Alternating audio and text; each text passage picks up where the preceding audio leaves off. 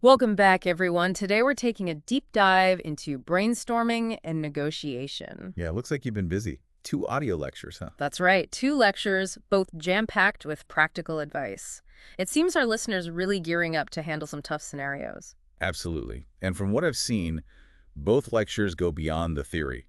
It's not just about concepts. They offer actionable strategies for brainstorming with a team or, going toe-to-toe with someone who might have a little more power at the negotiating table. Exactly. You hit the nail on the head there. And you know what really jumped out at me? Mm.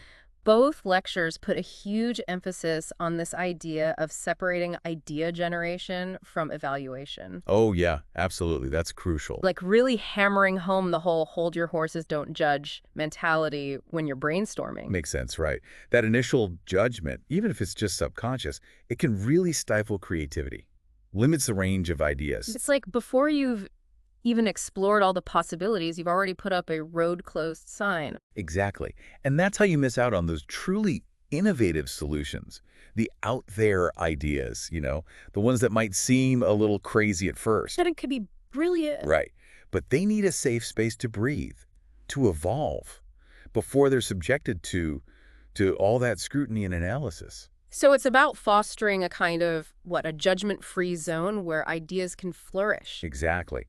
And you know what's even more interesting? What's that? One of the lectures suggests taking this concept a step further, brainstorming with the other side during a negotiation. Wow. I'll admit that threw me for a loop. I mean, brainstorming within your team, sure, but bringing the other side into the mix, that's a bold move. Bold, yes, but potentially game-changing. Okay, I'm intrigued. Break it down for me. What are the benefits, and how do you even make that work? Well, think about it. When you brainstorm with your opponent, you gain a much deeper understanding of their perspective. Yeah. You're not just guessing at their motives anymore. You're actually getting inside their heads. Right. And that opens the door for some really creative problem solving. You start working together to find solutions that benefit both sides. But of course, you have to set some ground rules, clear boundaries. Right, right. No one wants to give away their whole strategy in the brainstorming phase. Exactly. You have to be careful about premature commitments. And that brings to mind an example from one of the lectures. Oh yeah, tell me about that. It was about a union and a management team. They were constantly butting heads. Classic labor management conflict. Right. And the big issue, unauthorized strikes, they were crippling the company. So they decided to try this joint brainstorming thing. Interesting. What came out of it? All sorts of ideas. I mean, they really went all over the map. Like, give me some examples. Well, one idea was to empower the foreman, give them more authority to handle grievances on the spot so issues wouldn't fester and escalate. Okay, that's pretty practical. Right. And then, get this, they even floated the idea of a union management softball team. A softball team. Yeah, to build relationships, like outside of the work environment. It's amazing how bringing diverse perspectives together can spark those aha moments. I love that. And it highlights something else that both lectures stressed. It's not just about the quantity of ideas, right? Right. It's about generating a variety of markedly different ideas. Exactly. Quantity and variety. That distinction is so important. Think about it like this. Okay. Imagine you're a winemaker. You don't just want a mountain of grapes, do you? I guess not. You want a diverse selection. Different varieties, different flavor profiles. Each one brings something unique to the table. Right, right. And then you can blend them, experiment, create something truly special. Exactly. Same goes for building a championship baseball team. You need Yeah. hitters, pitchers, fielders. You don't want 9 guys who just swing for the fences. So bringing it back to brainstorming, that variety of ideas ensures you don't settle for the first good enough solution. Exactly. There might be a truly exceptional solution just around the corner, but you'll miss it if you don't explore those different perspectives. You need that rich pool of options to draw from. Now, one of the lectures actually provided a tool for generating a wider range of ideas. Oh, right. The circle chart, right? Yes, the circle chart. Can you walk us through that? Sure. It's designed to break free from those first ideal limitations we were talking about. Those pesky first ideas. Yeah. Always popping up. Right. So it's a 4-step process. Starts with identifying the problem, nice and clear. But then, instead of jumping straight to solutions, you diagnose the problem in more general terms. So you take a step back, look at the bigger picture. Exactly. Try to understand the underlying causes, the patterns. Why is this happening? Then you brainstorm theoretical approaches to address those root causes. So you're zooming out, getting conceptual. Right. And then finally, you translate those theoretical approaches into specific actions, actionable steps. Zooming back in. Exactly. Yeah. Moving between the specific and the general helps to generate a wider range of potential solutions. I like it. So you're constantly shifting your perspective. Right. And one of the lectures gave a great example. Remember that conflict resolution example from Northern Ireland? Oh, right. Between the Catholic and Protestant schools. Exactly. They were trying to find ways to promote understanding between the two groups. Complex problem? No. Hugely complex, deep-seated historical tensions. Exactly. But by framing the problem in general terms, promoting understanding, they came up with a specific, actionable idea, creating a joint history workbook for both schools. Ah, that's clever. Connecting those broad principles with concrete actions. Right. Powerful stuff. And it reminds me of another technique mentioned in one of the lectures, this idea of looking through the eyes of different experts when you brainstorm. Oh, I love that. Stepping outside of your own box, your own ingrained ways of thinking. Exactly. So you might ask yourself, how would an engineer approach this problem? Or what would a social worker's perspective be? Each expert brings their unique tools and ways of seeing the world. It's like having a whole team of consultants in your head. Exactly. Now, let's say you've done all this brainstorming, generated a ton of great ideas, but But what? you haven't landed on that one perfect solution everyone agrees on. It happens. Oh, it happens all the time. What then? Well, one lecture had some advice for that very scenario. They called it creating agreements of different strengths. Agreements of different strengths. I like the sound of that. It's a really helpful concept when a full-blown agreement just isn't feasible at the moment. So instead of getting bogged down in finding the ultimate solution, Right. you look for smaller agreements. Maybe you agree on the process for resolving the issue, or reach a partial agreement, tackling the most pressing points first. Exactly. It's about recognizing that progress can be made incrementally. Sometimes that's the best way to move forward. Small steps leading to bigger changes. Yeah, once you've got those creative solutions, you've got to get them adopted. Ah, yes. And that brings us to the realm of negotiation. Right. And one thing both lectures were pretty critical of was positional bargaining. That tendency to dig in your heels and demand your way, no matter what. Yeah, we're all guilty of that sometimes. The my way or the highway mentality. But what's the alternative? Well, both lectures make a strong case for shifting away from that battle of wills and focusing on objective criteria instead. So moving away from I want it my way. And moving towards, let's find a solution that makes sense based on some agreed-upon standards. Objective criteria. I like it. Tell me more. It's about taking the emotion out of the equation, moving away from those subjective, often heated debates, and grounding the conversation in facts. One lecture used a really great analogy about negotiating the depth of house foundations. House foundations. Okay, I'm listening. So imagine two people arguing about how deep those foundations should be. One wants to save money, the other is worried about stability. I see where you're going with this. Classic conflict of priorities. Right. And they could go back and forth forever, each stuck in their own position. But what if they shift their focus to objective criteria? Like what? Building codes. Yeah. Soil composition. Exactly. Local building codes, soil stability reports, things like that. Suddenly, it's not about personal preference anymore. It's about finding a solution that makes sense based on external standards, expert recommendations, It takes the me versus you out of the equation. Right. And that's the power of objective criteria. It shifts the conversation from I want it my way to let's find what's actually best based on these agreed upon standards. So it's less about winning and more about finding a solution that works for everyone. But how do you make sure you're using the right criteria? That's a great question. Not all objective criteria are created equal. The key is to find criteria that are independent of each side's will. So not just what one person wants. Right. It needs to be something others would see as fair and reasonable, legitimate. And it has to be practical, something you can actually put into action. So it's a bit of a balancing act, finding those golden standards that everyone can agree on. Exactly. And the good news is there are so many different types of objective criteria out there, depending on the situation. Give me some examples. What kinds of things are we talking about? Well, you've got market value, legal precedents, professional standards, even scientific data can come into play. That's quite a toolbox. It is. One of the lectures talked about the law of the sea negotiations. Oh, wow. Now, those were some complex negotiations, multiple countries involved. Exactly. and all sorts of competing interests. But they managed to reach an agreement, largely because they focused on finding objective ways to measure the potential profits from deep-sea mining. So it wasn't just about, I want this much, you get that much. Right. By establishing objective criteria, they were able to create a system for sharing those profits that was fair and made sense to everyone. It's like finding a common language, a way to translate those competing desires into a solution that everyone can live with. That's a great way to put it. Objective criteria can bridge even those seemingly insurmountable differences. Okay, so I'm starting to see how this works. But what happens when the other side just refuses to play ball? What if they dig in their heels and say, my way or the highway?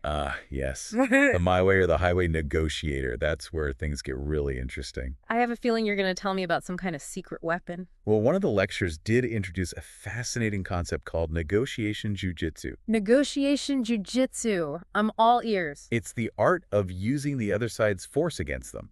You redirect their energy, their momentum, and channel it toward a more principled negotiation. So it's less about fighting fire with fire. And more about using their own weight to throw them off balance. I like it. So how do you actually do that? Well, instead of attacking their position directly, you try to understand it. What are their underlying interests? What principles, even if they're misapplying them, are they trying to uphold? So it's like saying, okay, you want this specific thing, but help me understand why it's so important to you. Exactly. Dig deeper. Get to the heart of their motivation. And then, here's the counterintuitive part. Instead of defending your ideas, you invite criticism. You invite criticism. Isn't that a recipe for disaster? Not at all. Ask them what they don't like about your proposal, what concerns they have. It disarms them. Because you're not being offensive. Right. And you're turning their criticism into valuable information that you can use to refine your approach. That's brilliant. Turning a potential conflict into a collaborative process. And then, of course, there are those moments when they inevitably attack you personally. Ah, yes. The inevitable personal attacks. How do you handle those? Don't counterattack. Instead, reframe their aggression as an attack on the problem itself. You might say something like, hey, I know you're frustrated, and I get it. But let's not make this about us. Let's focus on solving this problem together. It's like saying, we're both in the same boat here, let's row in the same direction. Exactly. Now, there's one more concept I want to touch on. Both lectures kept emphasizing the importance of having a strong BTNA. Ah, yes. The BTNA, best alternative to a negotiated agreement. Essentially, your backup plan. Right, what you'll do if the negotiation falls apart. But why is it so important? I mean, isn't the goal to reach an agreement? Of course. But a strong BTNA gives you confidence and leverage. It means you're not desperate to reach an agreement because you have other options. So if things go south, you can walk away knowing you'll be okay. Exactly. It's like having a safety net. It allows you to be more assertive, to aim higher in your negotiations. One lecture gave a great example. Remember the story about the tenant who discovered he was being overcharged on his rent? Oh, yeah. Instead of just accepting it, he used his knowledge of negotiation to get a refund from his landlord. And he did a masterful job. Mm-hmm. First, he expressed appreciation to the landlord, acknowledged that they might have made an honest mistake. Then, instead of framing it as a battle over money, he focused on fairness. Smart move. It takes the sting out of the situation. Right. He said something like, I just want to make sure I'm paying a fair price, in line with the law. So he appealed to their sense of fairness. Exactly. And to support his case, he used objective criteria. In this case, the rent control laws. He came prepared. And then, instead of making demands, he asked questions. Things like, what are your thoughts on this? How do you think we should handle this situation? Keeping the landlord engaged, inviting her to collaborate. Exactly. And whenever she got defensive, he skillfully reframed her attacks as attacks on the problem itself, saying things like, we both want to find a fair solution here, right? So let's work together to figure this out. He kept bringing it back to that shared goal. They were a team trying to solve a problem together. Exactly. And finally, he presented a clear, specific proposal for a refund based on those rent control laws. It's a textbook example of how these techniques can work, even when you're dealing with someone who seems to hold all the cards. It's really encouraging. It makes you realize that you have more power than you might think. But what about those situations where you've tried everything and the other side is just not budging? You're stuck in a stalemate. Is there any way to break through that impasse? Well, sometimes, despite your best efforts, direct negotiation just hits a wall. You're stuck. And those situations can be so frustrating. It feels like you're just spinning your wheels. It happens. And that's where bringing in a neutral third party can be incredibly helpful. One of the lectures talked about this really interesting mediation strategy called the one-text procedure. The one text procedure, that's a new one for me. Yeah, it's designed specifically for breaking through those impasses. Okay, I'm intrigued. How does it work? So instead of the two parties going head-to-head, they bring in a neutral mediator. This mediator talks to both sides, really tries to get a sense of the underlying interests, the concerns, the different perspectives. So it's like having a referee who can help keep things fair and objective. Exactly. But here's the key difference. Instead of just trying to get the two sides to compromise, the mediator drafts a proposal, a Yeah. one-text solution, based on their understanding of the situation. Ah, so it's not about taking a little bit from this side and a little bit from that side. No, it's about stepping back and potentially creating a solution that neither party had even considered. Interesting. So where did the two parties come in? Well, the mediator presents this proposal to both sides, not as a take it or leave it solution, but as a starting point, a framework. Okay. And they ask for feedback. What do you like about this? What concerns you? What would need to change for this to work for you? So it's less threatening, less about defending your turf. Exactly. Because Yeah. neither side is committed to the proposal at this stage, they can be more honest in their feedback. I see. And then the mediator uses that feedback to revise the proposal. Exactly. They go back and forth between the two sides, refining the solution until they reach something that both parties can agree to. That's pretty clever. It takes the pressure off those direct negotiations. It does. One of the lecturers talked about how this procedure was used in the Camp David Accords, the peace treaty between Israel and Egypt. Oh, wow. So in really high-stakes situations. Exactly. It's a testament to how effective this approach can be, even in those incredibly complex, intractable conflicts. Wow. So if it can work for international peace treaties. It can definitely work in everyday life. Right. I'm thinking about all those workplace disagreements, family arguments. Exactly. Two teams at odds over a project, or maybe you and your partner disagreeing about something important, you can always bring in that neutral third party. It could be a colleague, a friend, or even, a professional mediator, someone who can help facilitate the conversation and guide you towards a solution. That's the key, finding that solution together. And speaking of solutions, one thing both lectures emphasize is that sometimes the best outcome is actually no agreement at all. Ah, yes. Walking away. It's not always easy. It can feel like admitting defeat. It can. But sometimes it's the smartest move. If the other side isn't negotiating in good faith, or their demands just don't align with your values, it's okay to walk away. That's where having a strong BATNA comes in handy, knowing you have other options. Exactly. It gives you the freedom to say, you know what? This isn't working for me. I'm out. It's about knowing your worth, not settling for a bad deal just because you're afraid of conflict. And sometimes walking away is the best way to protect your interests. It's a powerful reminder that we always have choices. We do. Now, I know we've covered a lot of ground today, a lot of tools, a lot of techniques. I'm definitely feeling a little information overload, in a good way. But for our listener who's maybe feeling overwhelmed, what's the one thing you want them to remember? The key takeaway. Focus on building relationships, not just making deals. Ah, that's so important. It's about seeing negotiation as a collaborative process, not a battle to be won. Exactly. When you genuinely seek to understand the other person's perspective, when you're truly committed to finding solutions that work for everyone, you'll not only get better outcomes, but you'll also build stronger, more sustainable relationships. And those relationships are what matter in the long run. It's not just about this one negotiation. It's about building trust and goodwill that will serve you well in the future. Absolutely. Whether you're negotiating with colleagues, friends, or family members, it's about seeing those interactions as opportunities to create something better together. Well said. I think we've given our listener a lot to think about today. A whole new way of approaching those challenging situations. A whole new toolkit. Exactly. And remember, this is just the beginning. There's so much more to learn about negotiation and conflict resolution. We'll be sure to include some resources in the show notes for anyone who wants to dive deeper. And the best way to learn is to practice. So think about a negotiation you're facing. Maybe it's at work, maybe it's at home, and see if you can apply some of these techniques You might be surprised by how much smoother those conversations become. and how much more you can achieve when you approach negotiation as a collaborative process. That's what this deep dive is all about, giving you the tools and the confidence to navigate your world more effectively. and maybe even have a little fun along the way. Until next time, happy negotiating, everyone.